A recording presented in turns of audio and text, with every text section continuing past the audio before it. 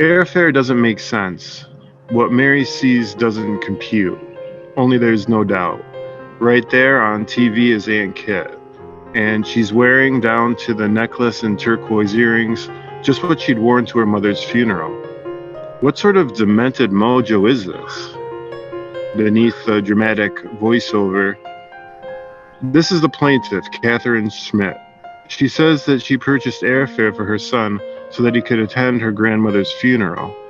She also said that she paid kennel charges for her son's pet cat, Poster, who couldn't be left unattended and required daily medication for a thyroid condition. This is no mere child's play.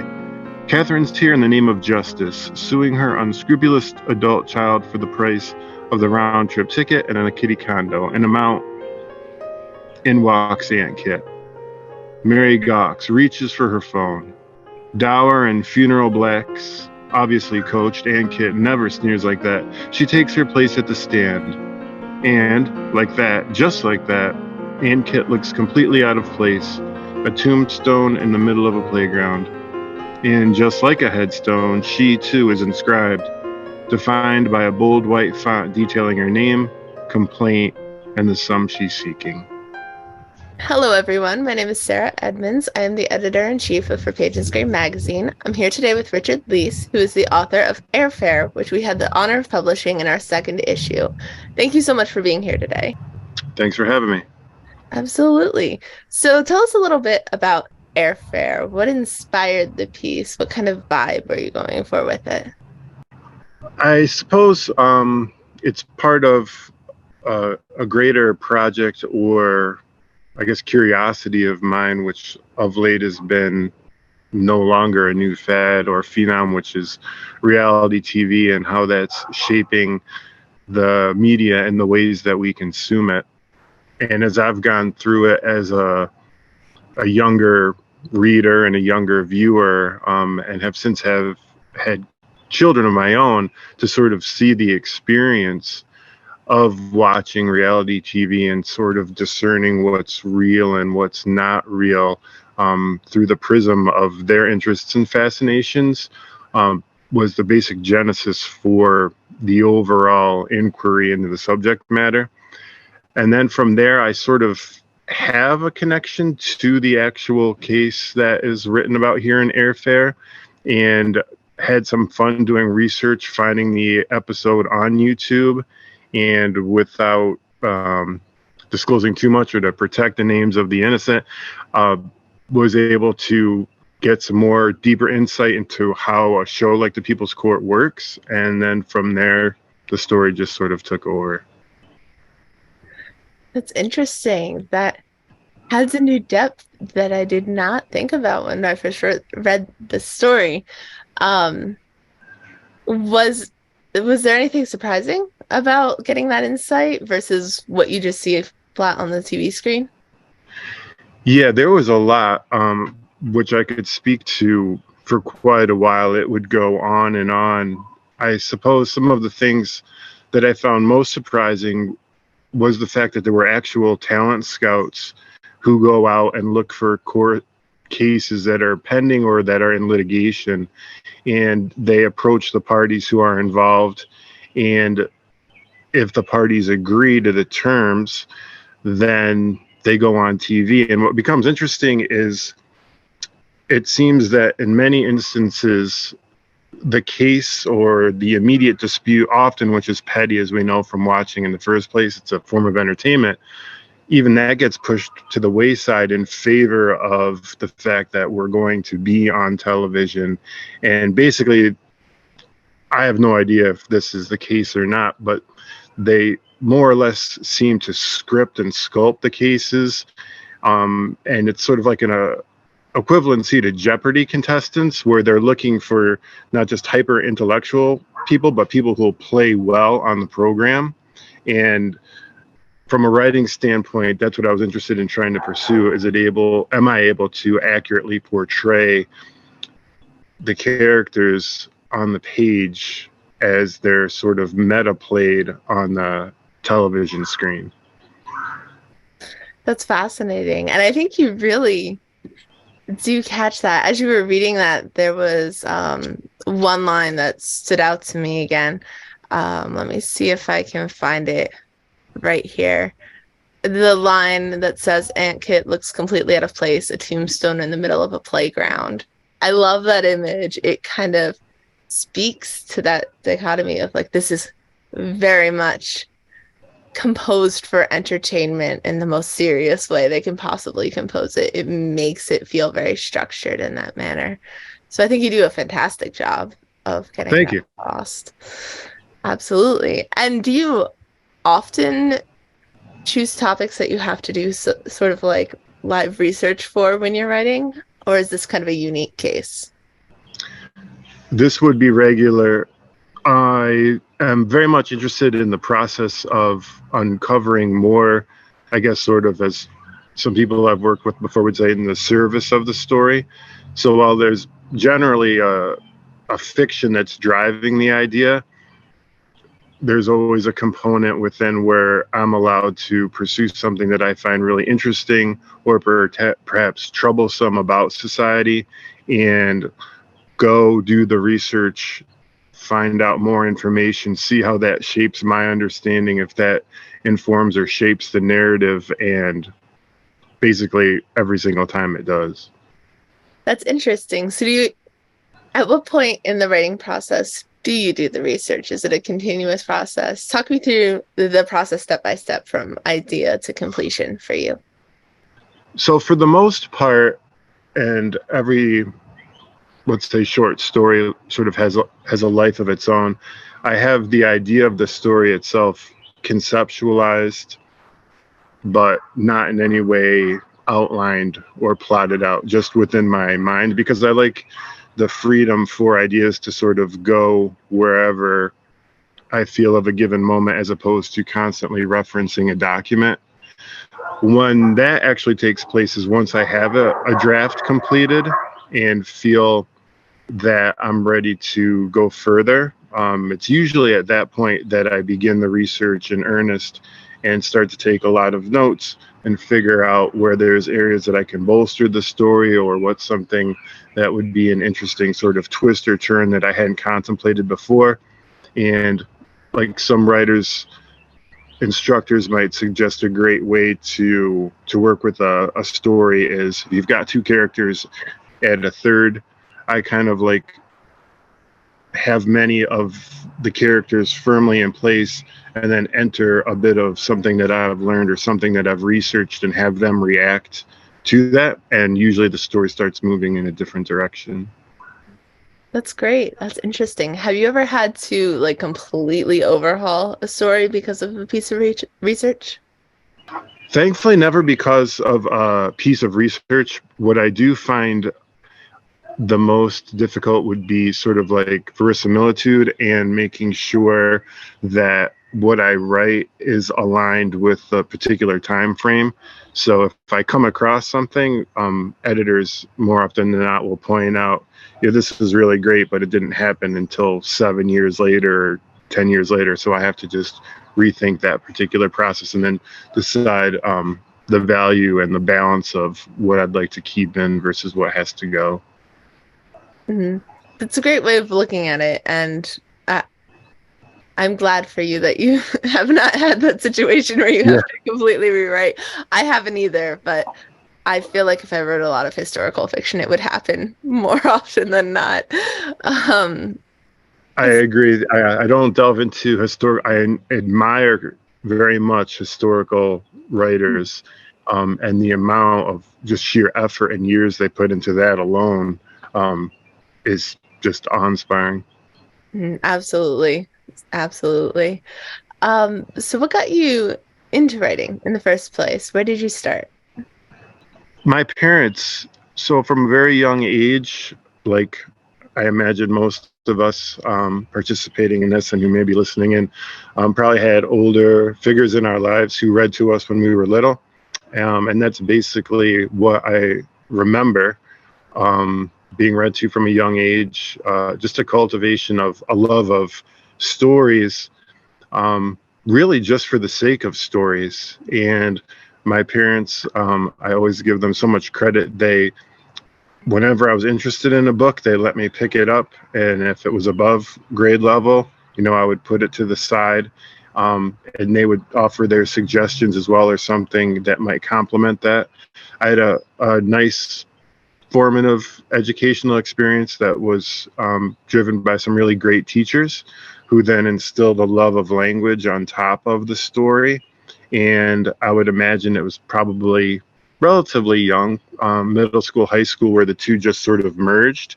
And I became really, really enamored in finding different types of stories and the ways that stories were put together, in addition to the story. I suppose if I'm lucky in anything, it's that I'm able to do both things at once while reading. Appreciate the structure, how it's put together. I don't get distracted. That's great. I always think of something one of my film professors said, that he can't watch movies anymore because you're looking at the structure, you're looking at all the little details. And I feel like when I first started grad school, I had sort of the same perspective with writing stories as well. I'm like, I know all the little quirks, not all, of course, not all, but the structure can be distracting, and it takes a while to get out of that, I think, as a writer, to be able to just enjoy stories like that. So I think, Yeah, I understand completely. And I found one antidote is I like to generally have 4 or 5 titles going simultaneously, and usually of sort of a different genre, and begin and continue reading. Usually one from that little group takes the lead, and I just wind up, ripping right through it, and then replacing that book and just working through that particular way. And it just keeps me involved more in finding like really cool storylines that I want to read about, as opposed to, like you said, winnowing down into the structure, which everyone who writes develops the capacity to do. It's just however interested you are in it, which we both very much are, obviously. absolutely. And do you have any favorite authors, either for story or that you just really love their structure? So when it comes to pure narrative, um, Emily St. John Mandel, I love the last, well, like all of her stuff, but the last 3 books that she put out. Jonathan Franzen, I think, writes really compelling narrative. Charles Baxter, really great stories. Cormac McCarthy, then, to sort of shift, like my favorite authors, where you get the wonderful story, and then, of course, the fabled structure and syntax, and then the sort of writers that he read and was really fond of. Um, Obviously, William Faulkner, and then Faulkner and Toni Morrison. Interestingly, though, like I said, I'm pretty much a fan of everything. So Stephen Graham Jones, My Heart is a Chainsaw, is a book I've really enjoyed recently. And I think Cormac McCarthy said really the only book recently that he had a lot of admiration for was Fear and Loathing in Las Vegas. So writers like Hunter S. Thompson, who have all that sort of far out, wacky gonzo journalistic style. Um, yeah, pretty much you name it, I'll find something to enjoy. I love that. And do you also not experiment, but you have such wide reading tastes. Do you also have wide writing tastes? Like, do you write across genres, or do you feel like you enjoy literary pieces like this? Yes. So without question, I write pretty much literary commercial, I guess, mainstream literary. That being said, every single out, so I know what you meant by like experiment. I'm not like a real experimentalist like Calvino. But with it, I like to experiment with form and try. Like, I find writing comedy to be extremely difficult. So trying to write something funny versus the manuscript I'm currently working on, which is really dark and bleak, I guess I'm drawn more towards the darker, bleaker side.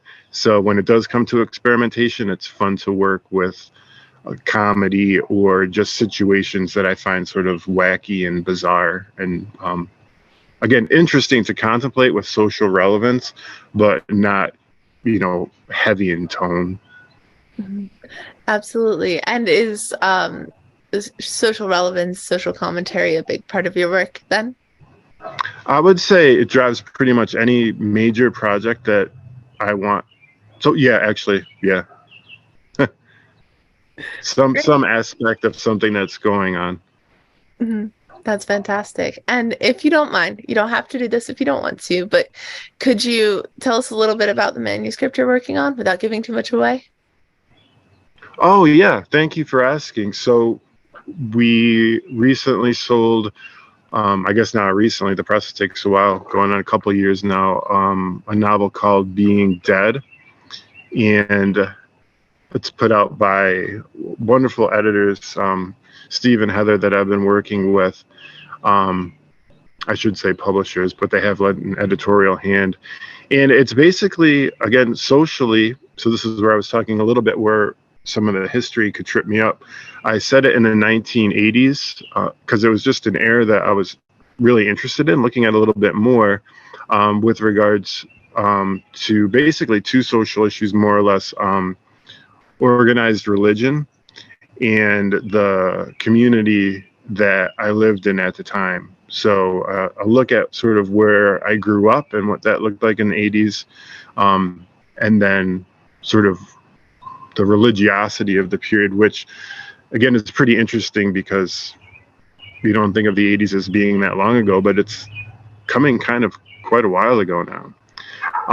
And then basically the heart of the story is they're twins, and one of the twins dies in an incredibly tragic manner, and she comes back to speak with her brother and sort of guide him through his grief. And at the backdrop of that is sort of the protocol, like the expectations of the community, church, how people should be handling death properly. And obviously what his sister has to say goes up against that. That's what creates the conflict and the tension. And we're never quite sure if she's there, or if it's a mechanism that he's using to deal with, and some of the residual fallout that his parents are dealing with. That sounds fascinating. You'll definitely have to let us know when that's out so I can read it personally and I can Yeah. also um Thank you. I believe we're aiming for October. great, great. There have been a couple delays, like with a lot of books of late, but yep, hopefully October. Awesome. Well, congratulations with that. Thank you. Could you maybe tell us a little bit about what it's been like working with the press, working with publishers? Sure. It's my experience has been absolutely fantastic. I I'm not sure again if I mentioned this or if it's in the magazine, but I learned a lot through my MFA program working with really fantastic and patient, um, just wonderful novelists, and they gave us a lot of what to expect, sort of when you're expecting a book to come out. And so I was prepared for a lot of it. I think you hear a lot, it's going to take a long time, it's going to take a long time, and you doesn't really quite sink in until you realize, holy cow, this does take a long time. So from maybe like the first sentence to this October, something like 5 years, 6 years. Um, can't even begin to tell you how many rewrites and edits. But what's really fun is once you do move forward with the project and you're assigned an editor, um, at least for me, it becomes every writer's dream. You've got somebody who's devoted to your work as much as you are, who in this case and in many cases is a lot brighter than you are, knows how to approach things from not just even a publishing perspective, but going back to things we were talking about, like structure and simply moving a couple of passages around to heighten effect to maintain that tone as opposed to the tone dropping off. And again, as you know, you become so close to the work, you just miss a lot of things that you probably would have picked up if you were doing the same for somebody else. So just really the biggest thing is that it's really exciting, it's fun, it makes it all worthwhile, and you walk away with a bunch more friends. That's so wonderful. And I think it sounds like a fantastic change of pace from the initial drafting process because writing is such a lonely thing at first. And then Yeah, having that community sounds like so much fun the way you describe it. it really is. The only, like, again, I love writing. There's really nothing negative I can say, except just that sometimes the isolation.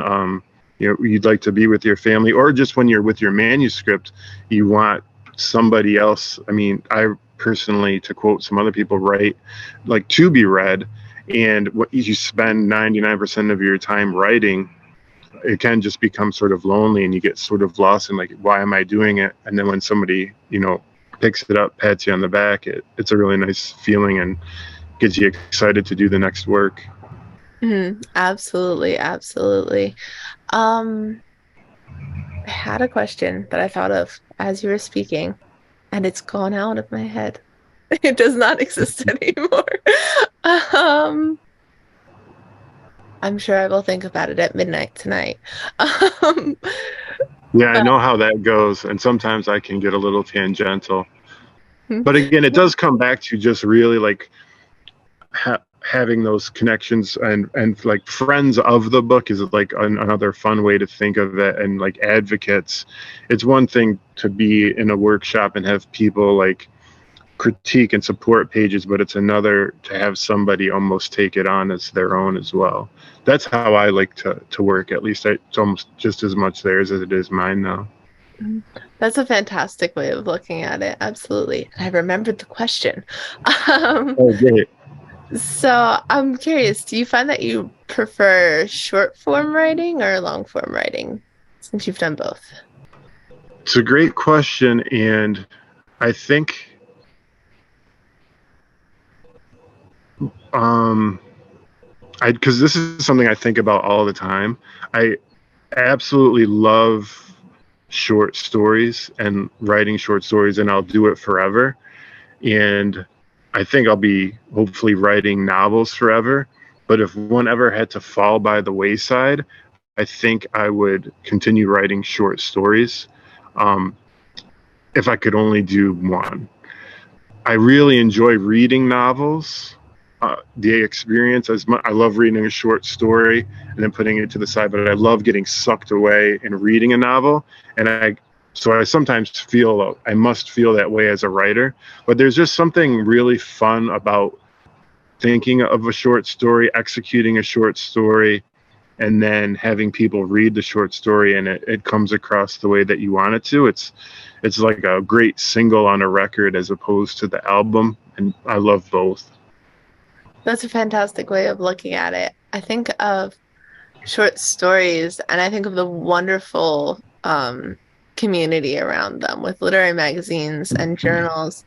Novels have book clubs, novels have reviews, but I feel like there's really no way to compare uh, the culture surrounding short works that exists now.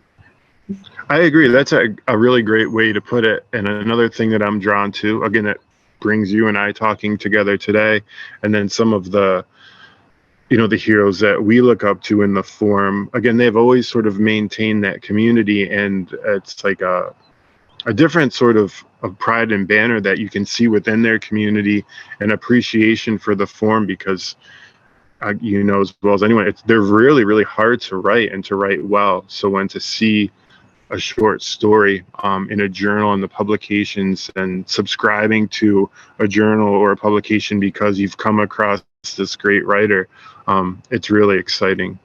And then sometimes when some of my favorites will publish something in one of the journals as well, it's really cool, or part of their novel. It's just, yeah, it's a wonderful opening to, you said, like, community.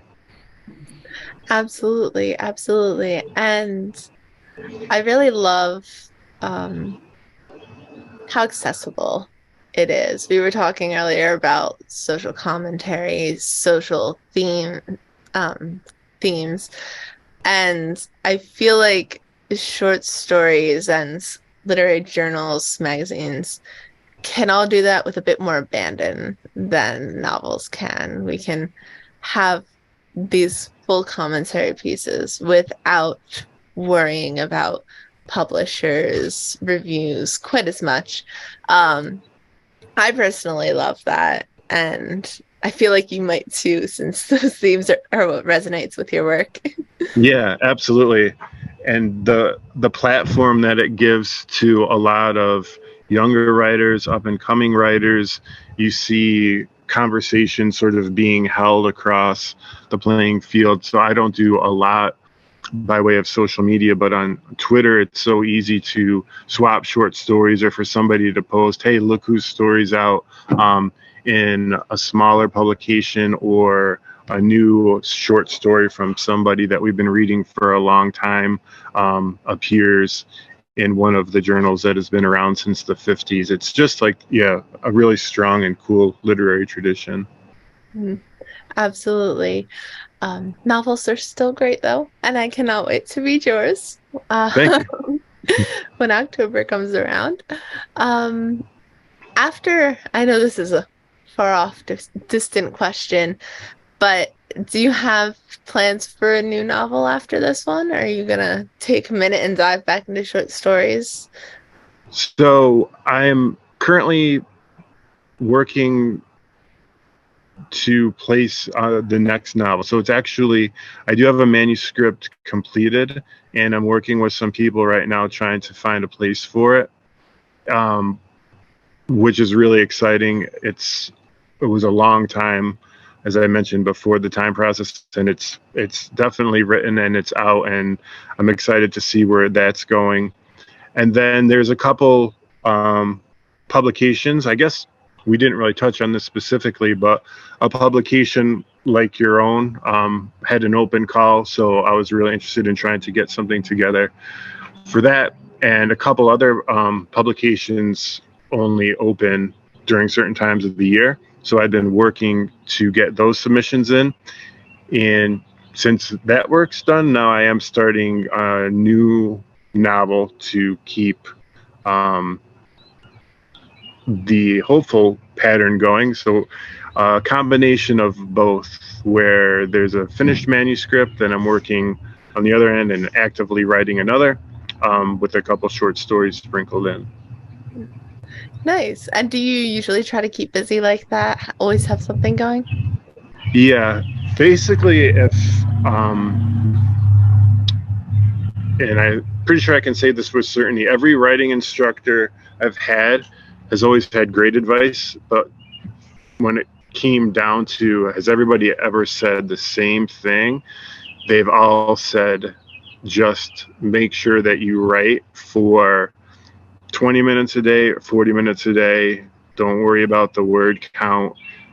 As long as you're actively writing, you're going to be producing something. And for me, over many, many years, that's just worked its way into a slightly larger goal of trying to get across X number of pages or whatever I have time for with a particular story or novel.